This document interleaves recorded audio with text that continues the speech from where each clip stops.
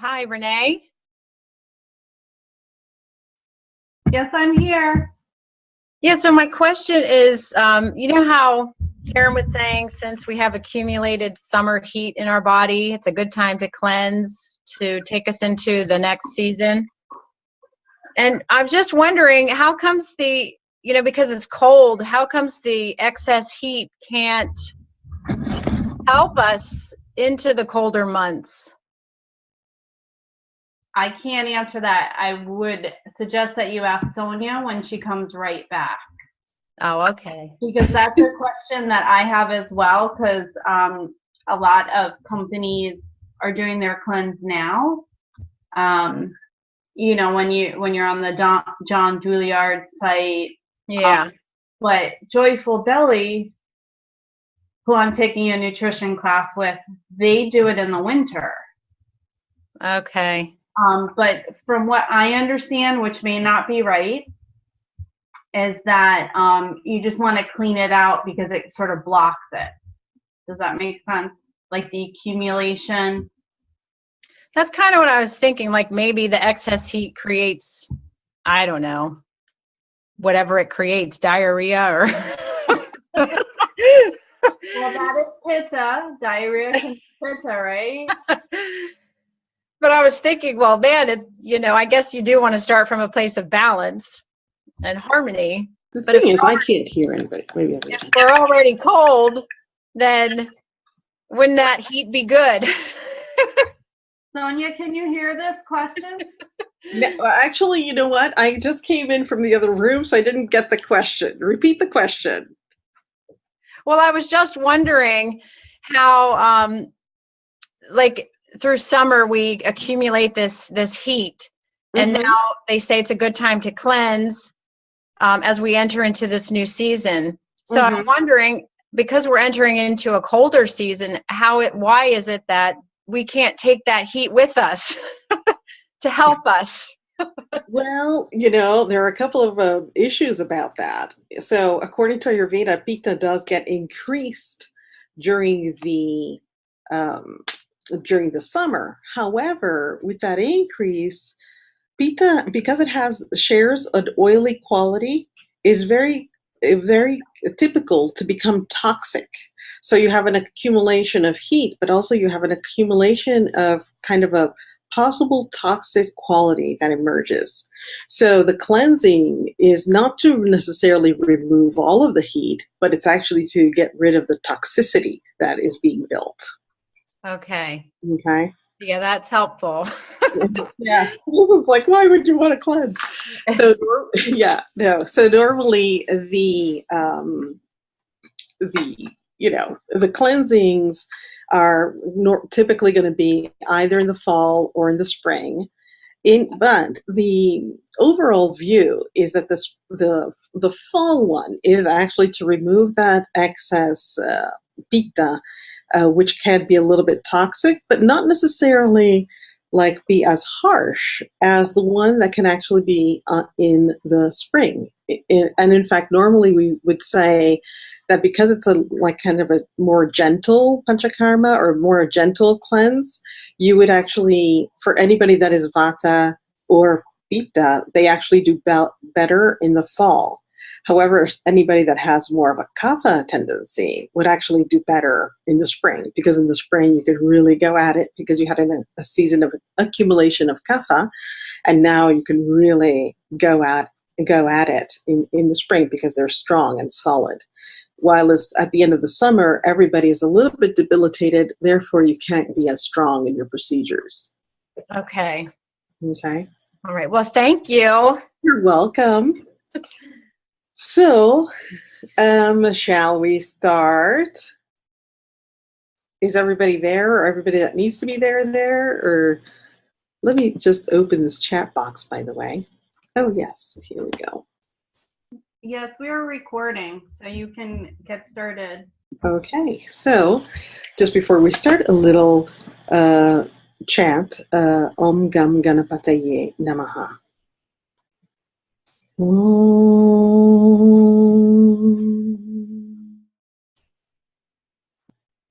Om Gam Ganapataye Namaha. Om Gam Ganapataye Namaha. Om Gam Ganapataye Namaha.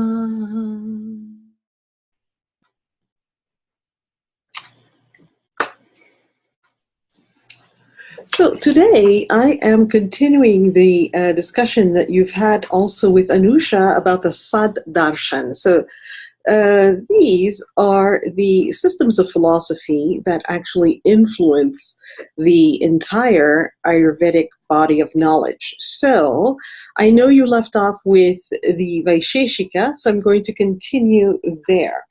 First of all, actually, before I start, I was wondering, do you guys learn little sutras? Do you learn any Sanskrit at all or not? Yes, no, maybe so. You can type it in the chat box.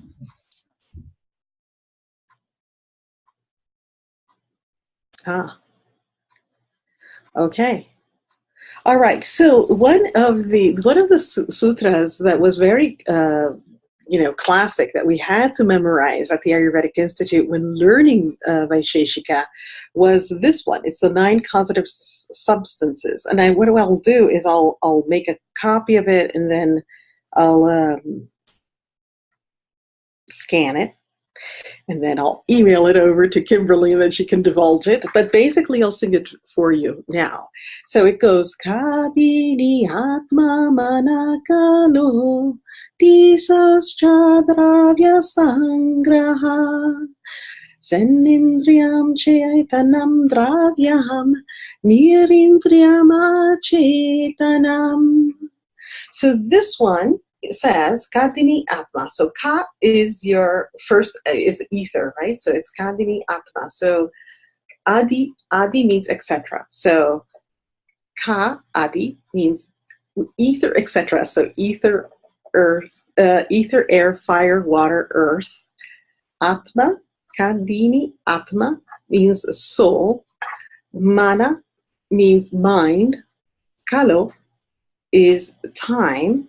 Dishas cha, dig is your direction. So if you actually remember the sutra, then you remember the 9 causative factors of Vaisheshika. So that's why we used to learn it by heart, because then that way it would be like, oh, if somebody asks you, it's like, oh, this is easy. This is an easy way to remember them.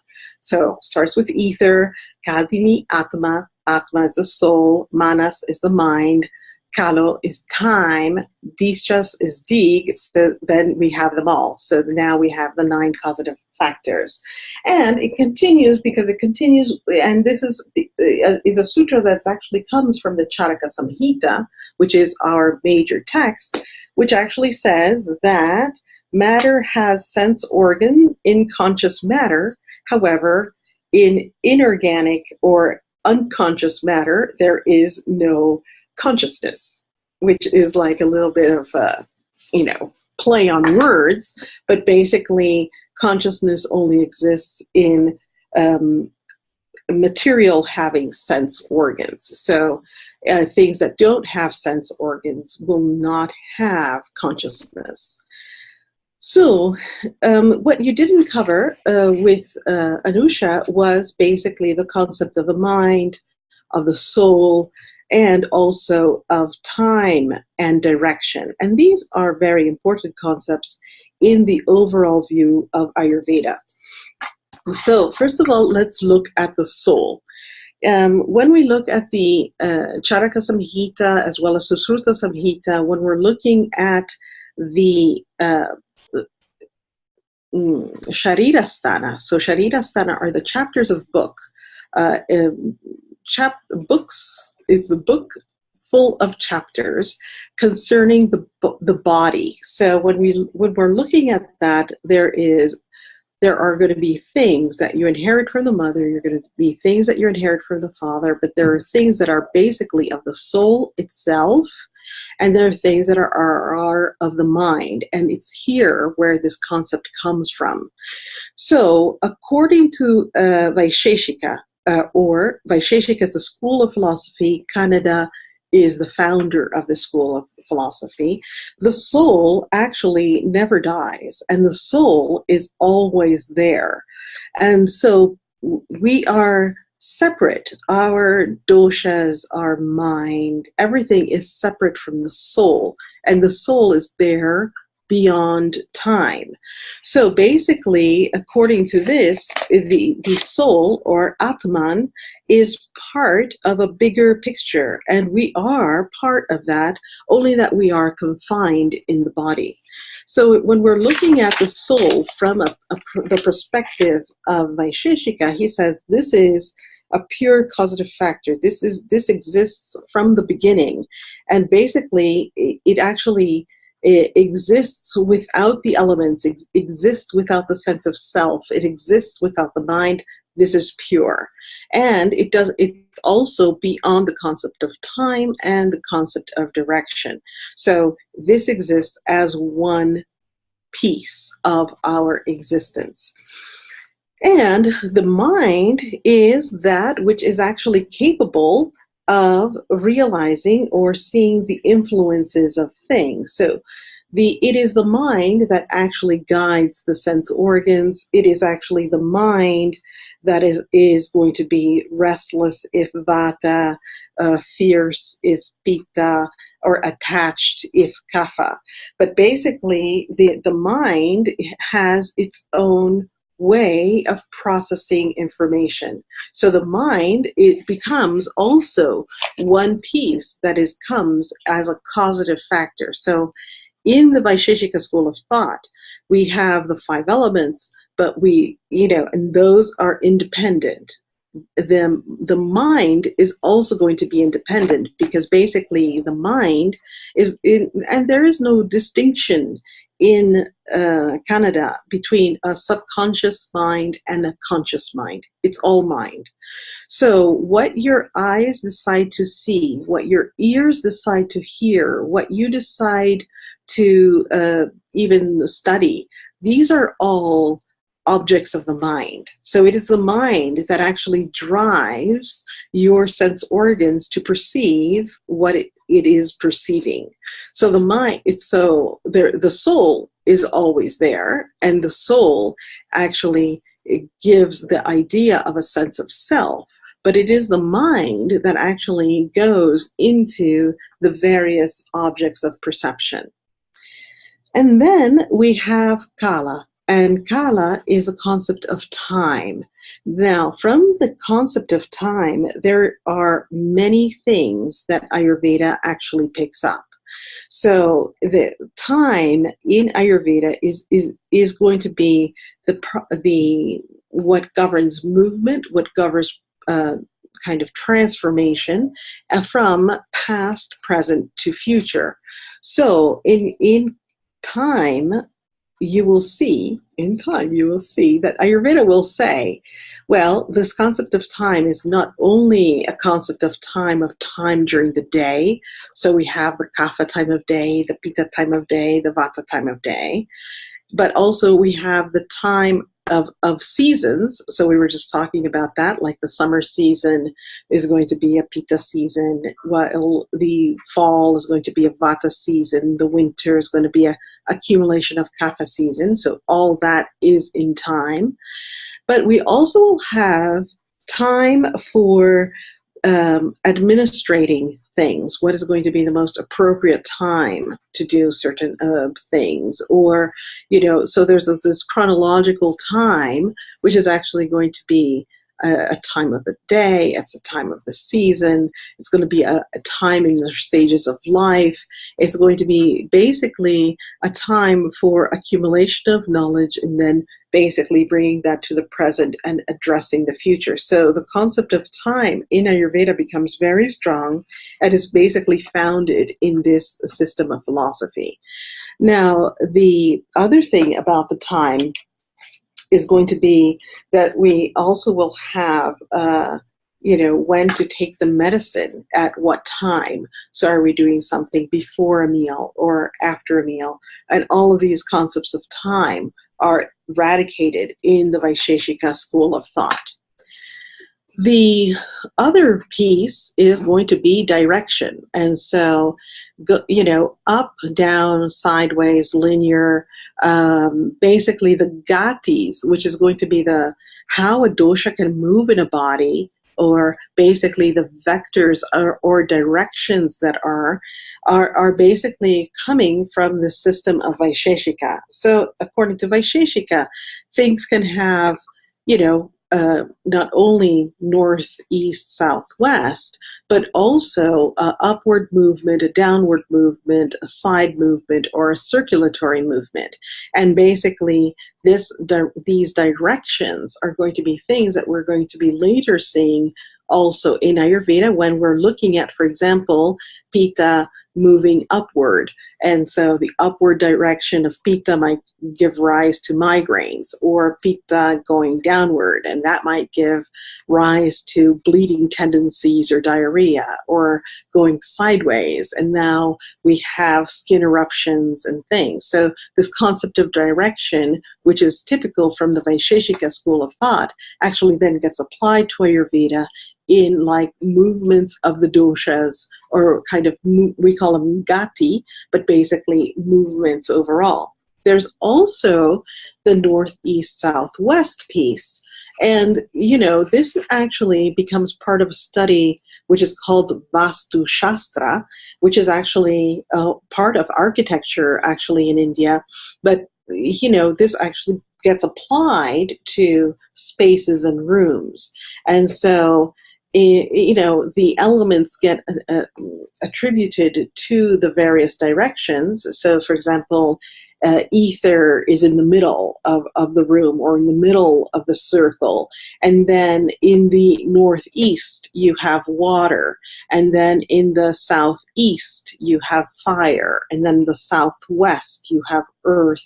And the northwest, instead, you have air. So, according to Ayurveda, this is going to be also helpful later on when we're looking at issues in health. And if the person, for example, is having a lot of cold, congestion, cough, and their bedroom is in the northeast corner, well, maybe that would not be a great ideal location for their bedroom. Or if, they are having their kitchen in a place where there is no fire, that might not be a great thing to do. So, so these things that are sometimes related to Vastu is actually related to this concept of direction, which is actually part of the Vaisheshika school of knowledge. So these were your four missing parts from that Vaisheshika that you initially started covering with your other instructor. And I decided, because you still have one class remaining after today, I decided that Anusha can teach both the yoga as well as the Buddhism together. But actually, the Mimamsa and Vedanta actually go hand in hand, and they're considered kind of one system of philosophy. Although they're two, they're considered one group. And in fact, Mimamsa, which is actually going to be our next topic, is actually created by the sage Jaimini, and it is actually called Purva Mimamsa. Okay, so Mimamsa is truly called Purva Mimamsa, and this is the sage Jaimini. And then we have Uttara Mimamsa, which has been called Vedanta. So I know that I was looking at your book here, and it's like, wow, they really made a short story out of this. But this is like a big piece for which they made a really short story. But basically, these two schools of philosophy are truly something that we really look at in Ayurveda, because unlike in Samkhya philosophy is really the nuts and bolts of Ayurveda for what concerns, your karma indriya and your basic elements, and kind of this idea of sattva, rajas, tamas. That all comes from the Samkhya system of philosophy. But the idea of, doing rituals or believing of the belief of who we are. This really comes from the Mimamsa school of philosophy. So while we take, for example, our way of examining reality through the Nyaya eyes. So you already studied Nyaya, or you've looked at it. And in Nyaya, basically it was all about how to obtain knowledge, right? It was like, observation and then inference. But basically the way to obtain knowledge is basically a factor that you'll need as an Ayurvedic practitioner. So how do you obtain the proper knowledge? How do you establish that something is a true reality? That is all through the Nyaya. What are the building blocks of Ayurveda? That is going to be all through the Samkhya system of philosophy, and also with Vaisheshika. So in Vaisheshika, you have these building blocks. But in terms of, how we kind of see things, and also these other kind of subtle aspects of Ayurveda, this is actually going to come in Mimamsa and also in Vedanta. So we call it Purva Mimamsa, again, is basically Mimamsa, and Uttara Mimamsa is actually what we call Vedanta. And I noticed here they only give like 3 paragraphs on Vedanta, but Vedanta is actually huge. So I don't know if you actually have as additional information or additional knowledge this book. Have you seen this book before? The 7 Systems of Philosophy. This is a beautiful book. I mean, if you're into Indian philosophy, there are only going to be 2 books out there that really cover it. There's going to be this one, which is the guy from the Himalayan Institute, by the way, Pandit Ranjami Trigunait. So this 7 Systems of Philosophy is a very nice read if you're interested in philosophy. And the other one is actually a source book of Indian philosophy, which is actually put out by Princeton University. It's a big, thick book, and I've been looking for it. I keep on looking for it on my shelves, but it's like, I don't know where it is. But basically, it's a big, and that one's heavy. This is easy reading, although it's not easy. This is like Reader's Digest compared to that. But basically, I do suggest that you get this book because it's, if you're interested in philosophy, this is going to be really, really helpful. But this is also going to be helpful. So if you're also a yoga teacher, or, because it has also the yoga in there, of course, Buddhism in there, of course. The author is Pandit. You know what? I might type it. It might be easier because of that. Who could read that? Okay, Pandit Rajmani Tigunait.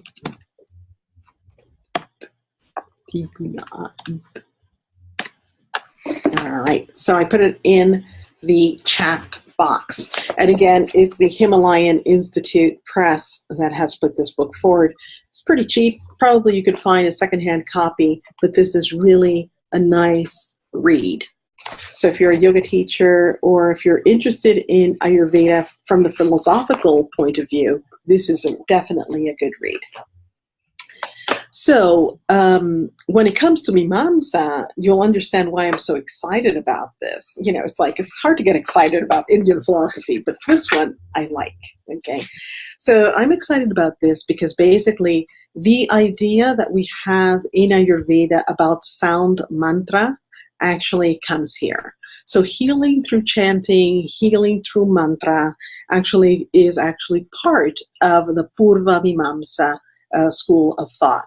And also the things of Dinacharya and Rutucharya, so actually doing daily kind of like daily routine is part of this school of philosophy. So in this school of philosophy, there's a high sense of duty, and this sense of duty is also responsibility. So we have the responsibility to perform our duty to actually have purity and self-realization. That's the entire concept. So on one hand, we have the sense of duty and the realization of the self. And in this school of philosophy, there is truly no external divine. the divine is realized through our self-realization.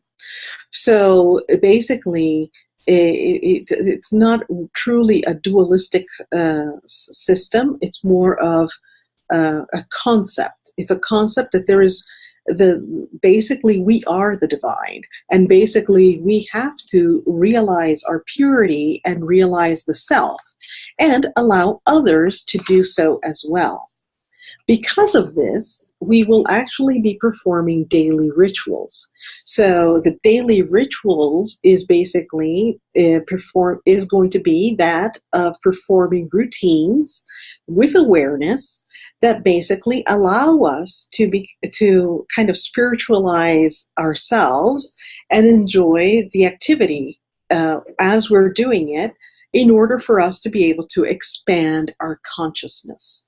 So the idea is, when you're doing your daily routine, is actually to have, you're not actually doing a daily routine and then basically just going through the motions. No, you're actually doing the daily routine with awareness and kind of honoring your own spirituality in doing so. So you're now considering your house, your body, the house of your soul, and basically kind of realizing the divine.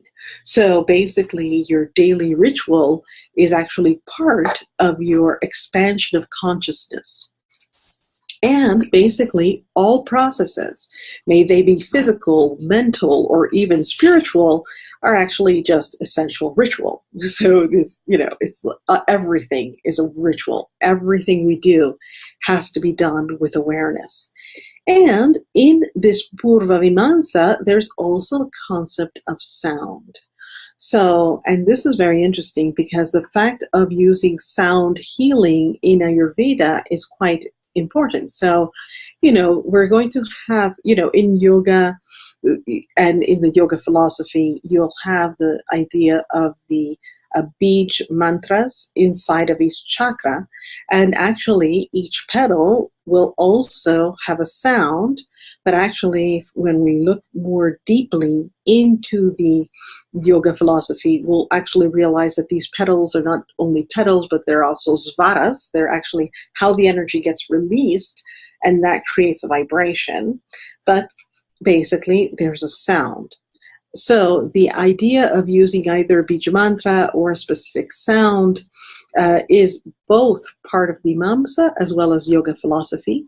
But this using mantra is typical of actual Mimamsa. So mantra is performed as a ritual to obtain a frequency of the divine. So whatever mantra it is, it's going to yield the frequency of the divine. So we're doing, in Mimamsa, we have this idea of the daily ritual, which in Ayurveda becomes not only a daily ritual, but also seasonal rituals. And basically, this is all in merit to realize the self. Now, in Mimamsa, there's also, because we're going to see it later on, probably, much later on, maybe year 2 or year 3, that there's this concept of sound, and we have like the possibility of having a soundless sound, an in-between sound, and a sound which is uttered by the voice. And so the knowledge that is like a knowledge that a knowledge that you kind of know, but you're not sure of, and then something that you're hearing. And so these 3 sounds start, actually this concept of having these 3 sounds actually start in the Mimamsa school of philosophy. According to the Mimamsa school of philosophy, there's a Pashyanti, and the Pashyanti, I'll write it here in the chat box. The Pashyanti sound is basically your gut feeling, what you already know. It's a soundless sound. It's actually, you know already. So let's say that you meet someone and you know already that this is going to be the right person, or that this person is going to give you a good feeling. Or you meet somebody and you know that this person means trouble. And the person didn't even have to say anything. Nothing, maybe the person was perfectly dressed, everything was, but you knew in your gut. So this is a sound, but this is also a way of knowledge, which is pashyanti, which is basically a soundless sound. The person doesn't even have to introduce themselves. It's a soundless sound. Then we have madhyama. And madhyama is basically in between, where basically it's not an entirely soundless sound, but you get the hint from the first words uttered. So basically the first uttering provides information, and this is considered madhyama. So let's say you meet somebody, you didn't get that first impact of soundless sound, but now the person speaks with a voice like that, and you know exactly where they stand. Okay, so this is madhyama. Okay, and then we have vaikari, which is basically the sound which is actually uttered by the voice itself, and which actually gives you a perception. So the Pashyanti is soundless sound. Madhyama actually means in between. And the Vaikari is the one where you have to have true voice to, elicit a true response. So let's say that, for example, you don't see me. So you don't see me and somebody says, oh, we're going to have class with Sonia. And you might tune in. If let's say that you meditate and it's like, oh, okay, I'll take this class with Sonia because I have a good feeling about it. But let's say that you didn't have that, and then you weren't able to tune in and think about me, but you were able to just see me. And by seeing me, and let's say that I come here, with I know we're not supposed to be stereotyping, but let's say that I come in here and I'm like, this is New Mexico, so we could have medical marijuana. And I come with tie-dyes and dreadlocks and whatever. You have a madhyama. You already have like an idea because of like the perceived look. So this is madhyama. So pashyanti, you didn't need to see it even, because it was like unspoken. You didn't even need to see the person. You don't need to see Ama to know that there's some type of graciousness around her. You don't, and even if you wouldn't have known Ama, so we have to even look for some, let's say one of the 13 grandmothers of the earth or whatever. So you don't know what they look like, you have no idea, but if you tune into them, you say, there's something good about them. You might say that, even if you haven't seen them. Then you see someone, it's like, this is the madhyama, where there's already something going on. And then vaikari is when you hear the person's voice and it's consolidated.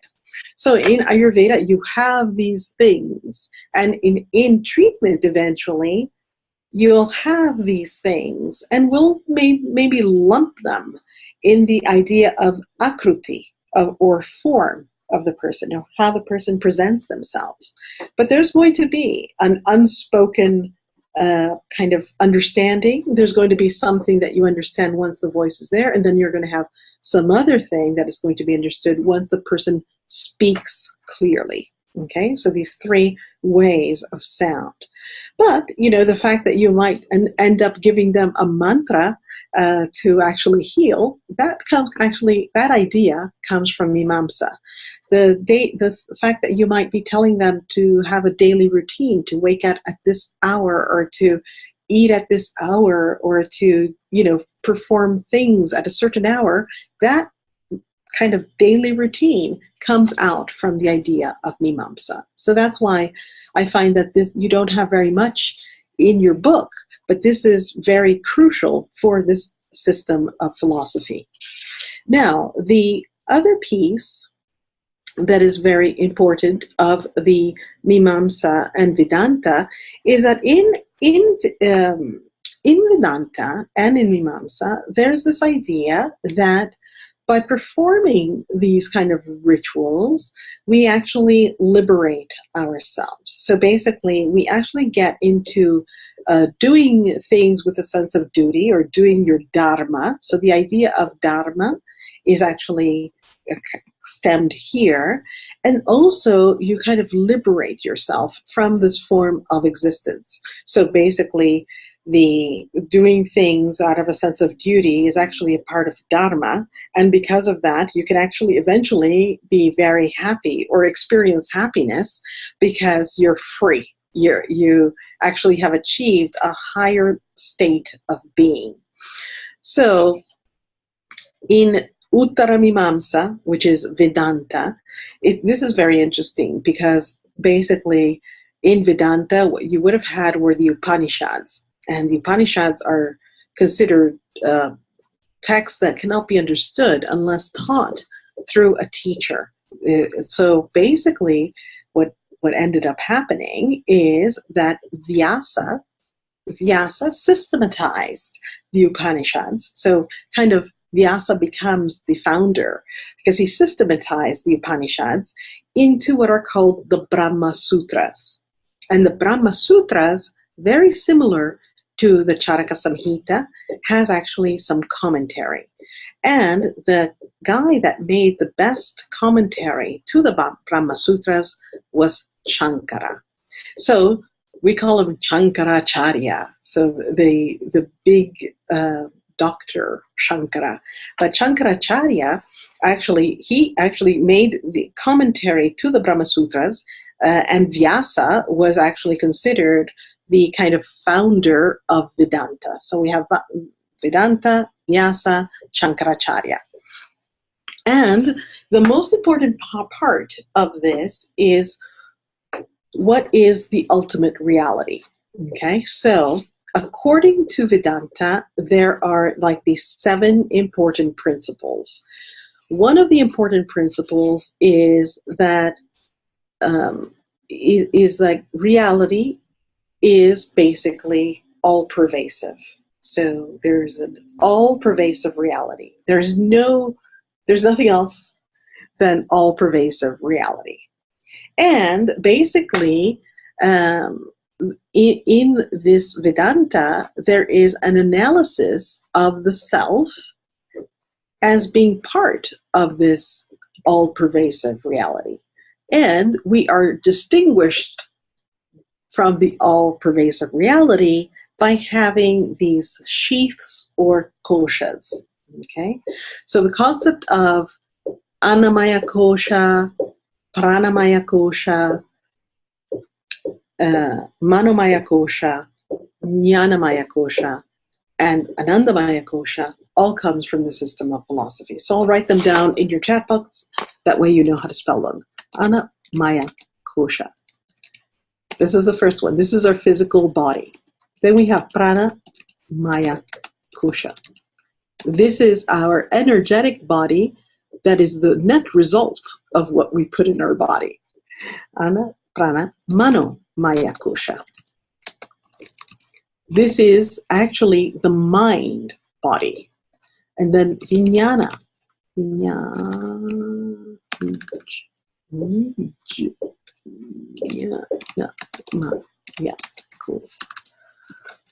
Kosha. This Vijnanamaya kosha is the knowledge sheath. And then we have Ananda Maya kosha. And this is the bliss state. So, in the Vedanta school of thought, actually, everything is this bliss state. This is the ultimate reality, is the bliss state. And we are just having all these Maya means actually illusions. We have these illusions of sheaths that actually make us become smaller. But basically, so there's this analysis of the self distinguished by these kind of veils. So we're all part of this all together. But there are these veils that makes us think that we are this. Okay? So typically, when we hear Shankaracharya, we'll always hear Tadasmiham, Tadasmiham. I'm not this, I'm not that, I'm not that. But basically it means, because I am not necessarily although you might think of me as a manifestation of my own self, I'm actually a manifestation of a bigger reality of which we are all part. Okay? So then their other principle is going to be that pain and pleasure is all passing. So both pleasure and pain are passing, and they are born out of ignorance.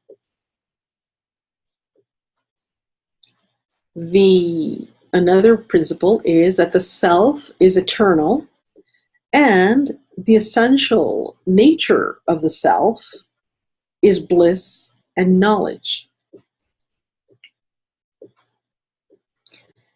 And then in the self, there is the ultimate source of joy. So basically, the self and joy are not distinguished. It's like it's the ultimate joy.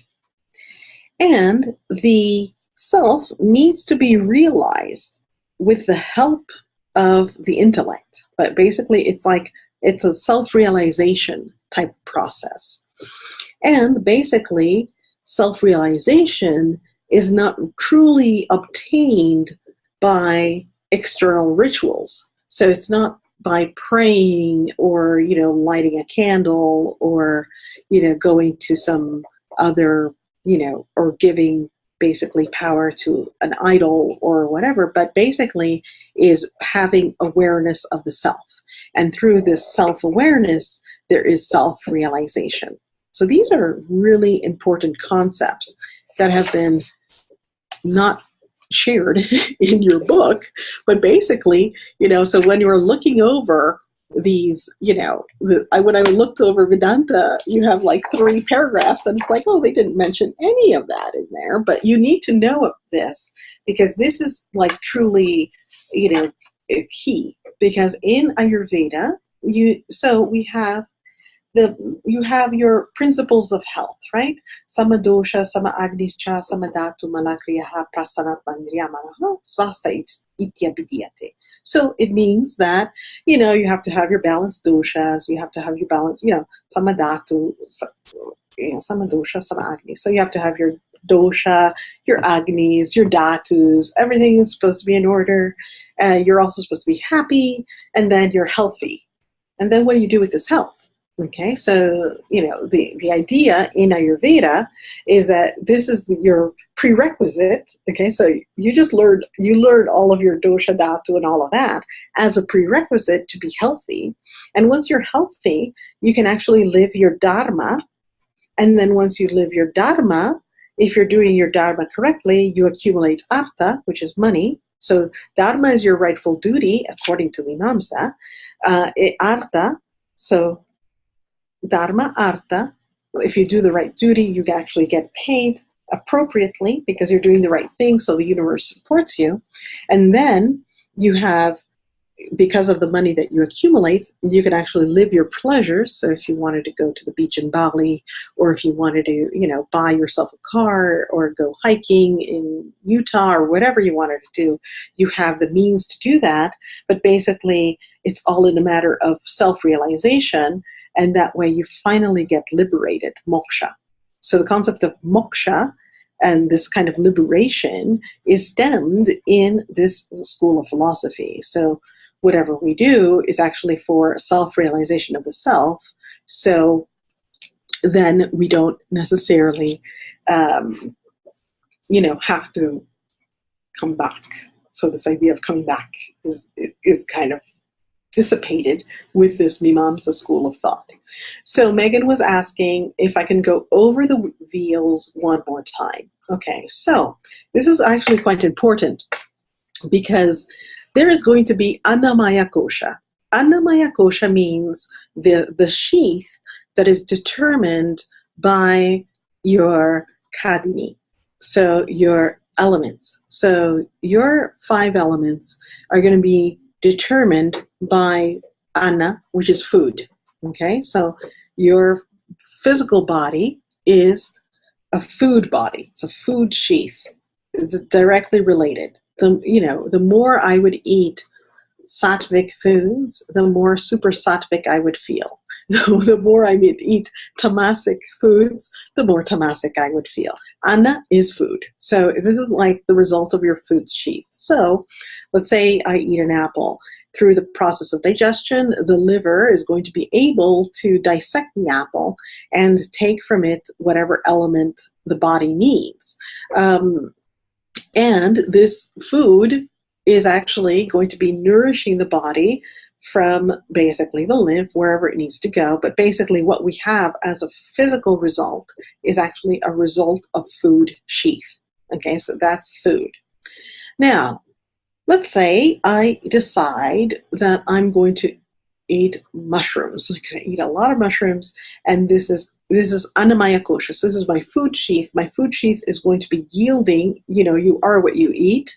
The energy that you have today is basically a yield from yesterday's food. So basically, the energy that I will have is in response of the food that I ate. Okay, so if I ate a lot of mushrooms or whatever, I'm going to have a certain amount of prana today. Okay, because prana does not come on its own. Although there are the pranacharyas that will say, yes, prana can come on its own, but realistically, if you didn't eat yesterday or the day before, your level of energy today is going to be very weak. So your energy of today depends on the food of yesterday. So pranamaya kosha is your illusionary sheath of energy. So in Ayurveda, there's a concept that prana, although it's external, actually requires ojas, which is the result of kapha, in order for it to remain in the body.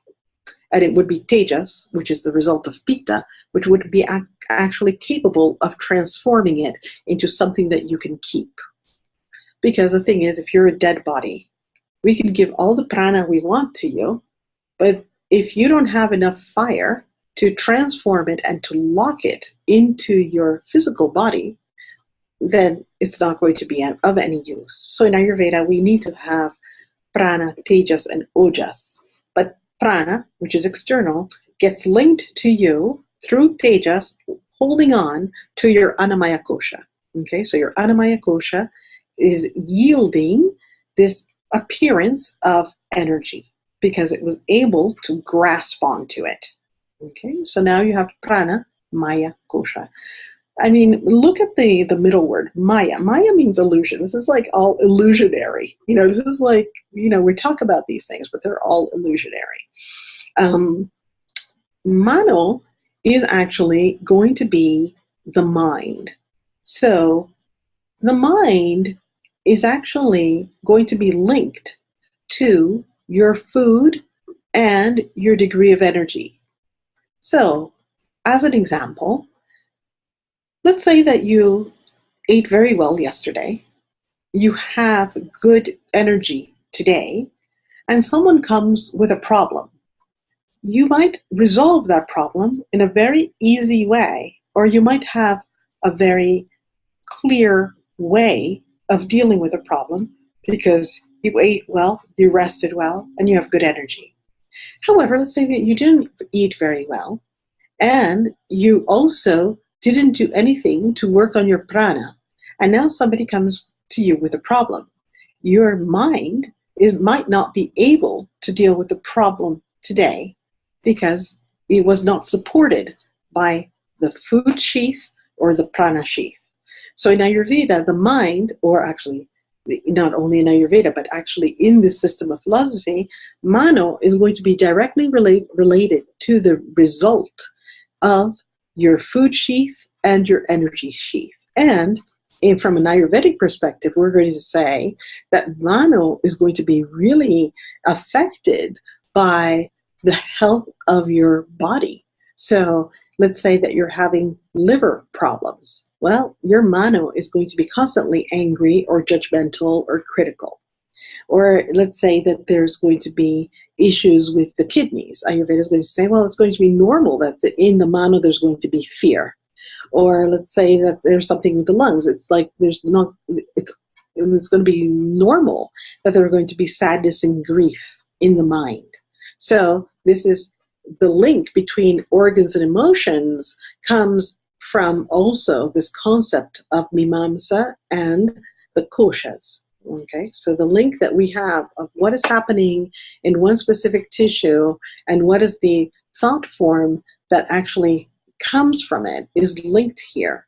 So for example, if we look at the 7 tissues, and you actually have a beautiful chart of this,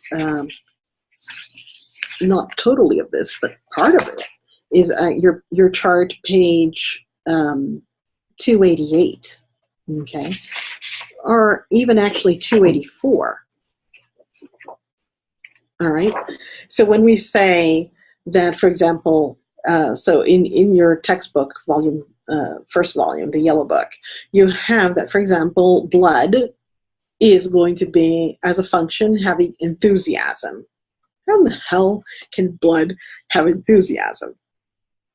You know, Western science would say that's impossible.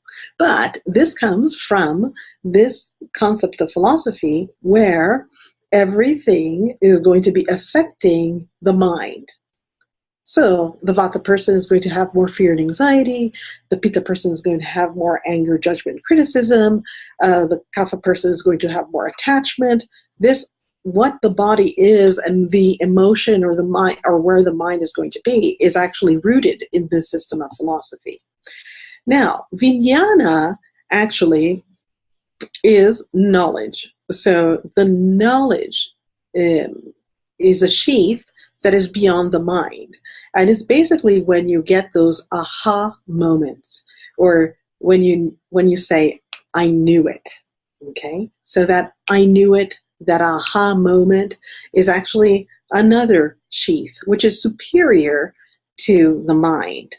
And in fact, according to Ayurveda, it's superior to the mind, but it can't really control the body.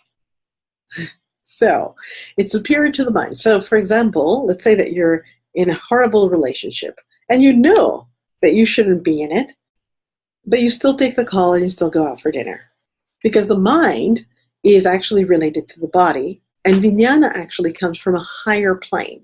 So this actually it's hard from a place of, this is called knowledge. So the place of knowledge, it has difficulty in controlling the mind, which is actually governed by the food sheath. So, and yes, we can call it wisdom. We could call it higher self. Absolutely. So this kind of knowledge sheath is kind of a little bit above. It's beyond. And beyond that is Anandamaya Kosha, your bliss state. And in that bliss state, everything is fine. Everything is absolutely fine. There's no worries, and everything, according to the Mimamsa, there is like happiness or pure joy. Now, one of my teachers said that, and I agree with him. So although Vijnanamaya Kosha cannot control the mind, Vijnanamaya Kosha, being at a higher state of realization, can actually pray or, have affirmations or whatever you want to call it, for the bliss state to actually come back in. So if you would imagine this as like egg or egg shells or veals, you can actually move things from your food sheath, and you can change things if you have enough passion and a good teacher. You can move things from a food sheath to a higher sheath, but that's very difficult. Whilst it's much easier from the Vijnana or from the higher self sheath to ask the higher realized self to actually influence the lower sheaths. And so there's an entire system of Kundalini Vidya where the teachers will say, yes, we have this idea that with Ayurveda, we can change through ahar and vihar. And so through anna, so through the food, ahar means of eating, vihar is lifestyle. So through eating and lifestyle, we can change our food sheath.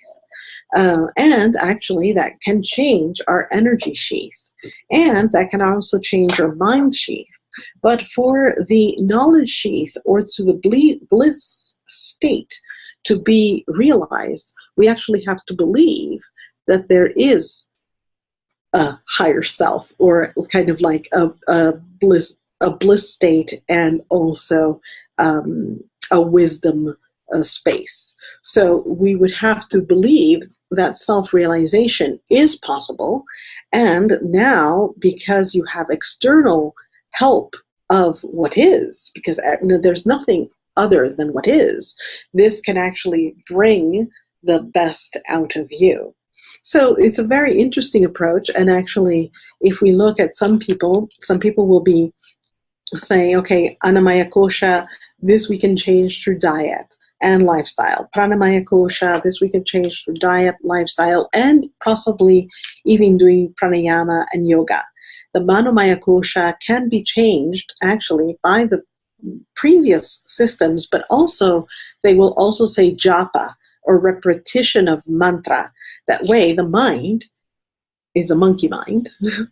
And so when we repeat, we repeat things enough to keep the monkey mind stable. So if we're repeating whatever mantra or whatever repeatedly, eventually we can get out of the mind, because the mind is tired of the repetition itself. So basically, this concept of japa, or repetition, is one thing that is used for the mind. But when it comes to Vijnana and Anandamaya Kosha, here the things become much more spiritual, much more, I would say, almost spiritual or sacred.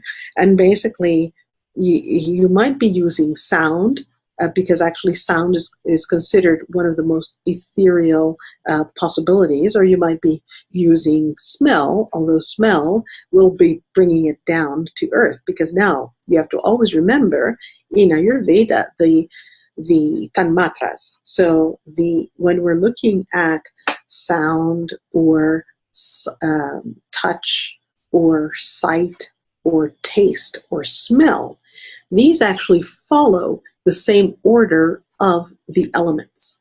So what travels through sound, through ether? Sound. Okay, so sound is going to be viewed always as the highest form of getting back to a more subtle form. And then from that sound, we have friction and touch. And so touch is another way to get there. Sight is going to be lower. Taste is going to be lower. And then finally smell is lower.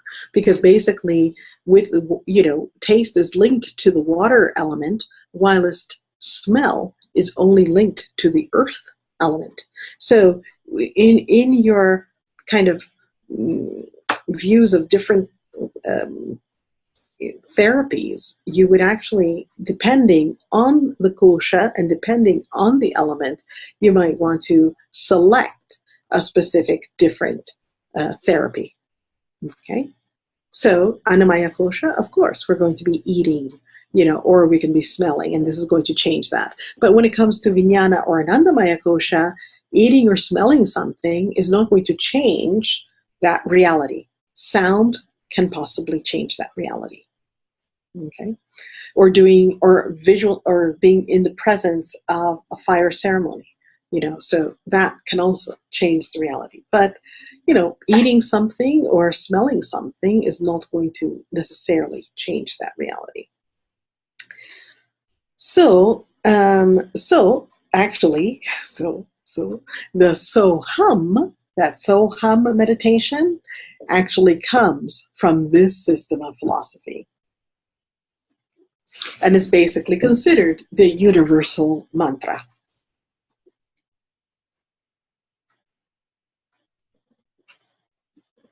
So it's very interesting, because in the Brahma Sutras there are various little jewels, and one of the little jewels is that you can see reflection of the sky in every pothole. But the sky is one, and the reflections are many. So, in the same analogy, so Krishna says you can see the sky in every pothole, but basically the reflections are many. In the same way, we are part of a same reality, and in that reality, we are a reflection of that. But we are a unique reflection of that. So the concept actually of uniqueness actually also stems from this system of philosophy. So we are all unique manifestations of an entire piece of reality. So I really find that this system of philosophy has a lot to offer. And actually, there's a lot of this in Ayurveda. And so this is one of the philosophies that I think, merits a few more paragraphs than what you have in your book. But you also need to kind of look it up a little bit because it's really something that is quite fascinating. So do you have any questions so far? Because I've been doing all the talking.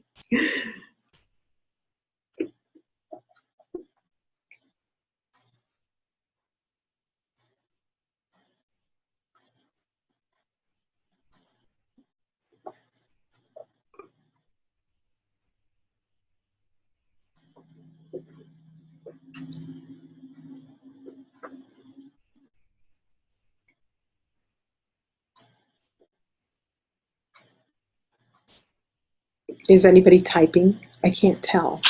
Oh, yes, there it is.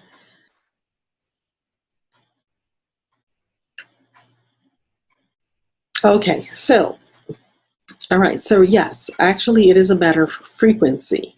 And so Megan was asking, oh, everybody can see Megan's questions, but basically when we're trying to affect the higher chakras, it is through a sound chanting, and it's basically through frequency for sure. And in fact, this will go even, in Ayurveda, there's also this concept of gem therapy, for example. And it is very true that when you're working on lower chakras, lower chakra, or even actually lower kosha things, you're usually using stones or gems that are opaque and dense. But when you're the higher frequency stones are actually going to be clear and transparent. So normally, let's say that somebody has a problem with their menstrual disorders, the recommendations are usually going to say, oh, use jasper. But if somebody's going to actually have issues with issues of the chakra and or kind of understanding the female role, well, jasper is not going to do it. Maybe we need to use some ruby or some other type of clearer stone. So basically, yes, it's a matter of frequency, and it's going to be from the most dense to the most subtle in whatever matter that you decide to use. So it's very interesting because lately a lot of different universities are using different techniques to establish the frequency of different either essential oils or songs or sounds. And basically, so now we know that, for example, when we hear hard rock music, that actually brings a lower frequency. So it's going to maybe affect the Annamaya Kosha, maybe the Pranamaya Kosha, but obviously it's not going to be affecting the Vijnana, the Anandamaya Kosha. While as we know that, for example, if we go in a meditation with either chanting or repetition of mantra, you actually are achieving a higher frequency, and in that you actually access your Vijnana and Anandamaya Kosha. So yes, there is definitely a matter of frequency with the koshas. But the thing is, in the system of philosophy, nothing is external. That is, within this whole reality, which is just one, there's all different frequencies. And so you actually have to accept it as one part of the reality. So there is no judgment of where the frequency, at what level the frequency is, because it's all part of the one reality. So I see that someone is like, that's Megan, right? Megan, you're the blonde. Yes? Okay. Yes. So the idea is that we are attuning to a higher frequency. So and the more that you work at it, the higher all of it becomes. So the idea is not to think that you are an isolation. Don't think that you're the only reflection of the sky in this pothole. The idea is you affect by your realization, you're actually creating a kind of a better whole. Okay, so the idea is to realize your own realization, allowing other people to do it, but actually we're all part of one. So you cannot be kind of thinking that something else is their problem. That problem is part of your problem because we're all part of one. So the fact that your neighbor might be doing something terrible, well, according to this system of philosophy, it's affecting our entire reality. So we should intervene in some way or somehow because it's actually we're part of one. Okay, so these two systems of philosophy are quite important, and I really think that are you already doing some dinacharya? Are you already doing some daily routine in Ayurveda? Are you waking up in the morning, drinking some water, scraping your tongue, and doing? Okay, so you are already living this type of divinity through the processes of routine. The what I would like you to do is have more awareness when you do it, because it's not just about going through the motions, it's actually going through the motions with awareness, recognizing your own divinity. And so in this is like the main piece is recognizing your own divinity. So you're not just doing it because you want to be a good Ayurvedic student. You're not just doing it because everybody else is doing it and you're supposed to be doing it, but you're doing it because, oh, I recognize my own divinity, and this is in this concept, this is my temporary, abode for my soul. And because I have to realize my full potential in this lifetime through this body, well, then I treat it well. And so when you're looking at yourself in the mirror, you're looking at your divine. And so when you're scraping your tongue, you're thinking of the divine. So everything becomes done with awareness. And once it kind of allows this kind of consciousness to expand. So basically, yes, you raise yourself to a higher level. Absolutely. So I have a few questions for you because I know that you've studied different things already. In terms of the drig, the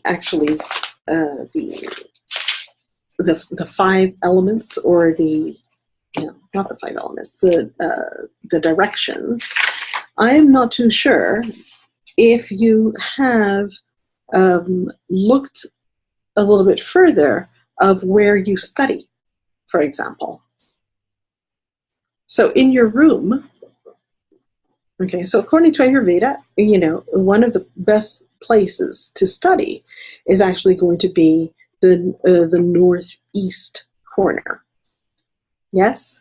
Okay, so I see somebody's very excited. So can you type? Because I can't hear you. I can just see you laughing, but I can't hear you.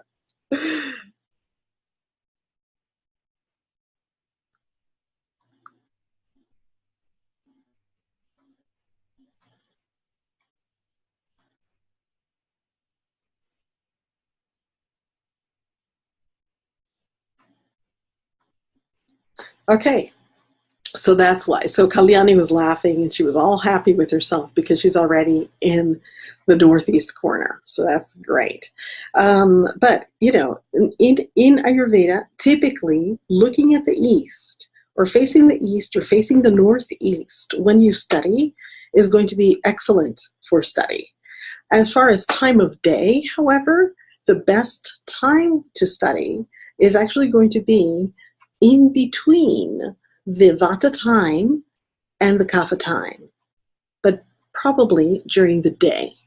Okay, so if you're studying in the morning, Ayurveda would say it's great to study in the morning because basically you have sattvic rays. So sattva rajas tamas dominates. So we had sattva rajas tamas in the Samkhya system of philosophy, and now sattva rajas tamas is also in Kala, in the concept of time.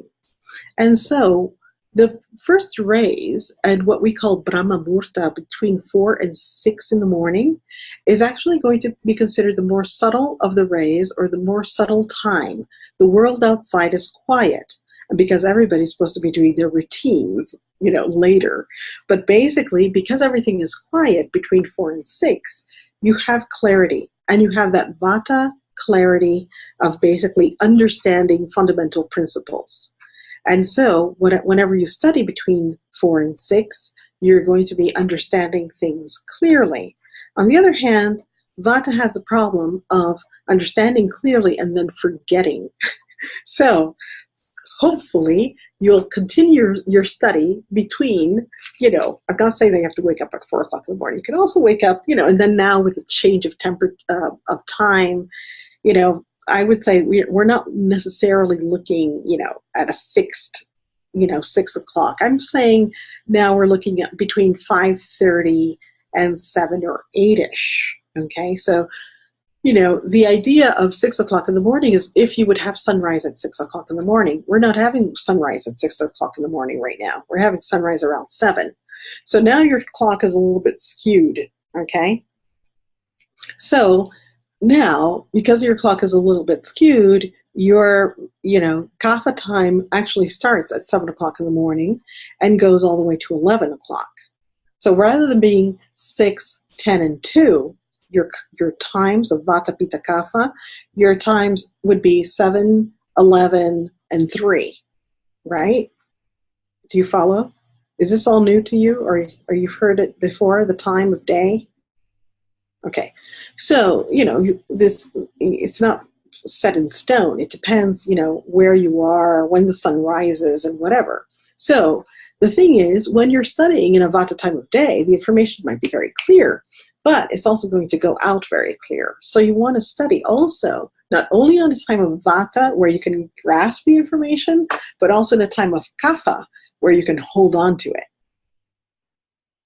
So you would at least want to finish your studies in a Kapha time.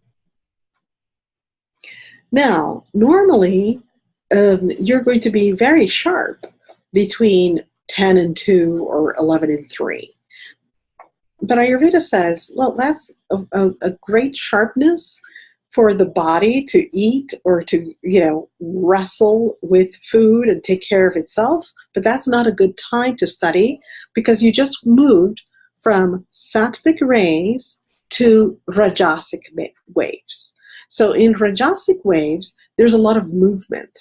So, well, and there's a lot of friction and movement outside in the universe. And as this happens, it doesn't allow for things to settle and sit because there's a lot of movement.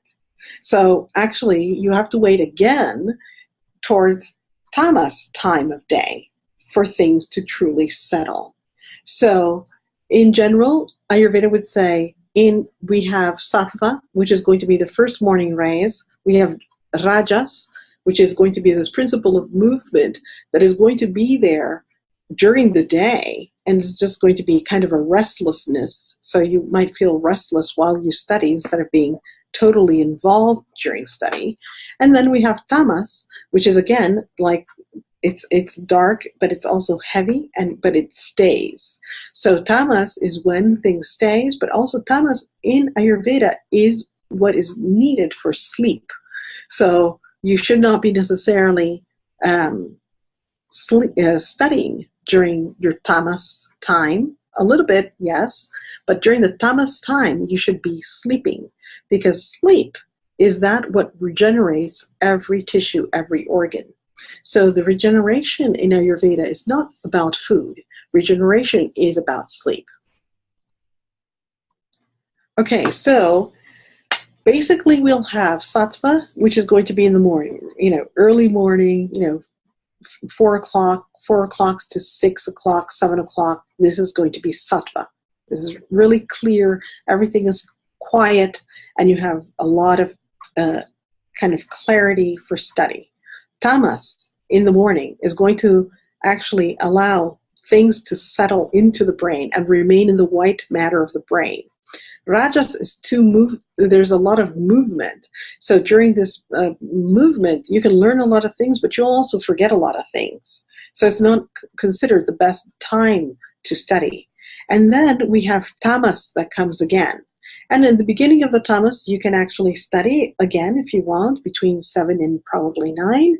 But between the 9 and 3 or 4 o'clock in the morning, this is tamas time. You should actually be sleeping and allowing the body to restore itself.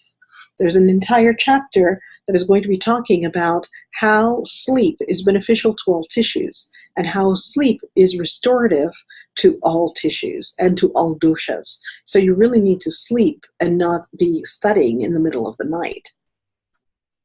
So how do outside influence affect this in children? Well, children are going to be learning multiple subjects, but they might not be retaining things.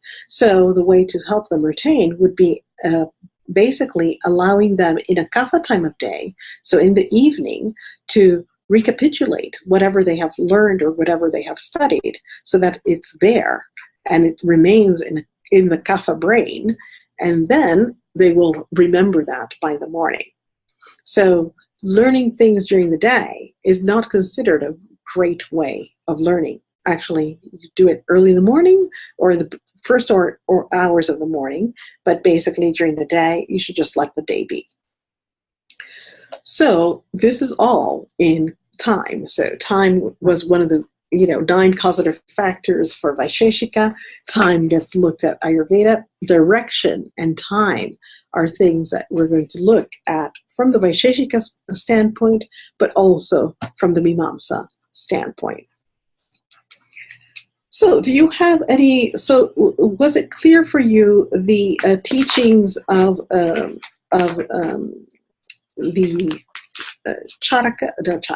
the Nyaya, as well as was it clear for you the Samkhya philosophy? Or do you have any questions for those two philosophies? Because basically, by now, those should be you should know that.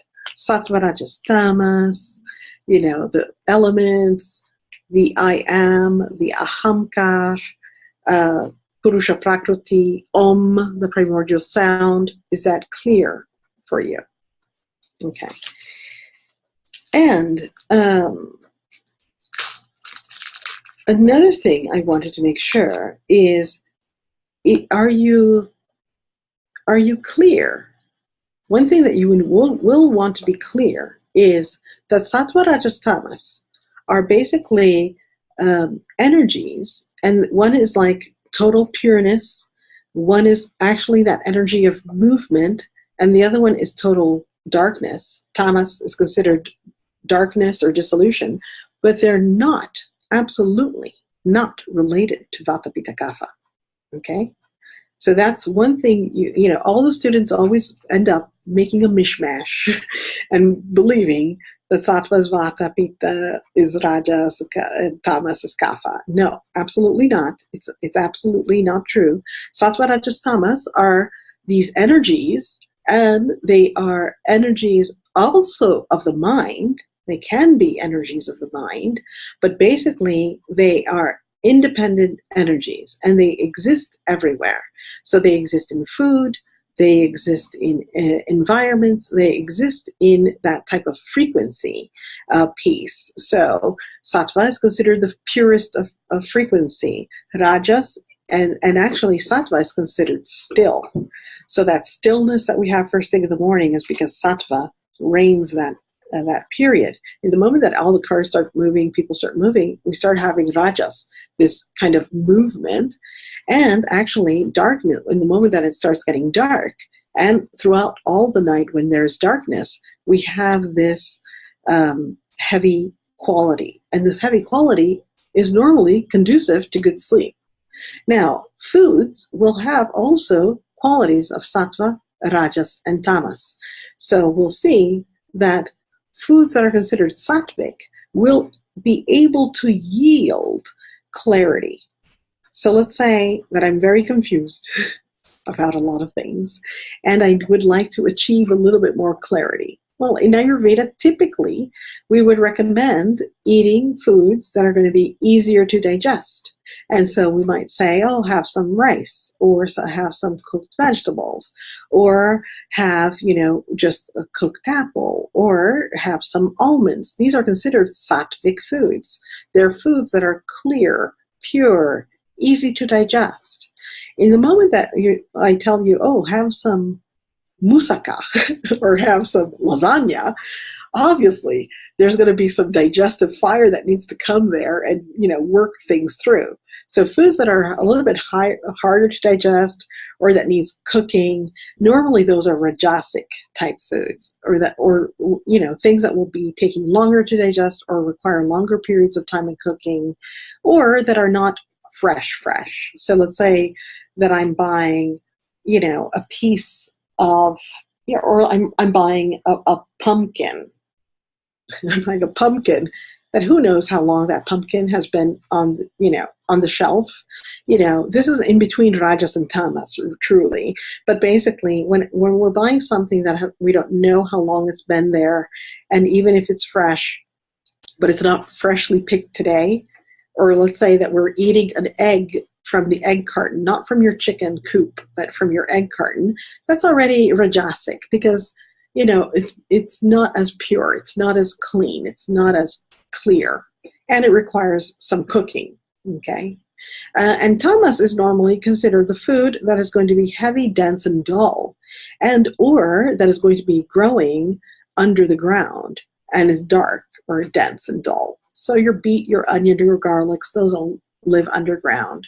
But also heavy, dense, and dull is something that you pulled out of the freezer in the freezer aisle because you have no idea when it was cooked, how long it's been sitting in the freezer aisle. Whenever you are eating a food that is devoid of life, basically, then this is considered tamas. And even a mushroom is considered tamas, because a mushroom takes a long time. Some mushrooms come up quite quickly, but most mushrooms are heavy, dense, and dark, and basically are considered tamas because of that.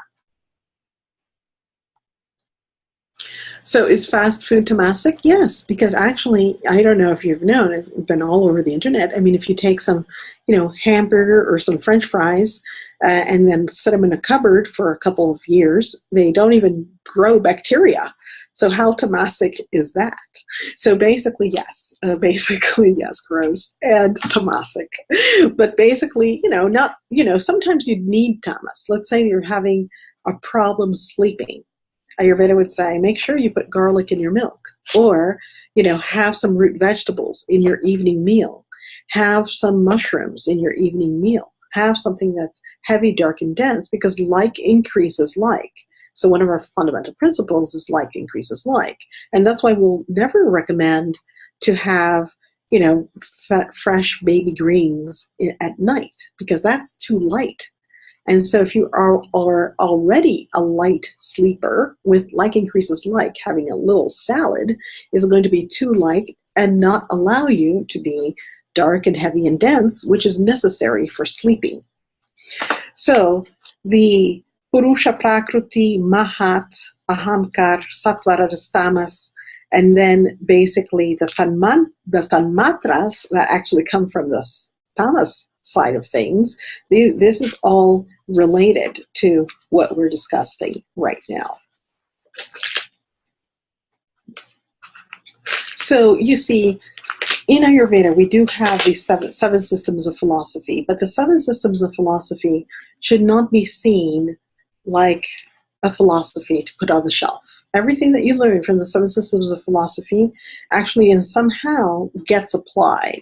And most of the ancient texts will pull from this. So, in that part, for example, from Nyaya, the 4 sources of knowledge, Ayurveda pulls from all of that to do its diagnostics, So, these are added not to make you feel, oh my God, I have to learn philosophy. This is just like the background of what you're doing and why you're doing things and where that's rooted. And so, it's very interesting that at least we do have these systems of philosophy in which we can say that we're rooted. Because otherwise, it would be very hard to justify how the ancient text came to be. Okay, because if we look at the ancient text coming to be, we have what we call Maharishi Sharaka or Maharishi Shushruta or Acharya Shushruta Maharishi Vagbata. And so your Charaka Samhita, your Shushruta Samhita, and your Ashtanga Hridayam, these are actually written verses by Rishi, the kind of seers. Okay, so this is not any scientific study behind anything that is in that book. These are people that have meditated and came out with this stuff. And so at least you have the 7 systems of philosophy that back you up on the stuff that they came up with. So it's kind of important to always remember from what philosophy something comes from. So what you'll see is that when you're going to be learning the yoga piece as well as the Buddhist piece, the rules of conduct that are in in our Ayurvedic ancient text, those rules of conduct come from the yoga philosophy. So it's not something that Charaka made up. It actually is rooted in the system of philosophy. So looking at your systems of philosophy as kind of like the root of all that's Ayurveda is going to be really helpful for you. That way you cannot be stumped by somebody that says, but, these books are just channeled. And it's true. It is channeled information, but, it's rooted in some systems of philosophy. And there's plenty of books out there, or there are a lot of people that have studied these. So it's going to be a little bit helpful for you, because we'll always have the scientific mind that is never going to accept what Ayurveda has to say. But if you back it up, either with your ancient text, or if they don't believe your ancient text, with your systems of philosophy, they will actually let that part of their mind go and understand. Okay, any more questions? I can't believe we've already spoken for an hour and a half. It's like, this is like gone so quickly.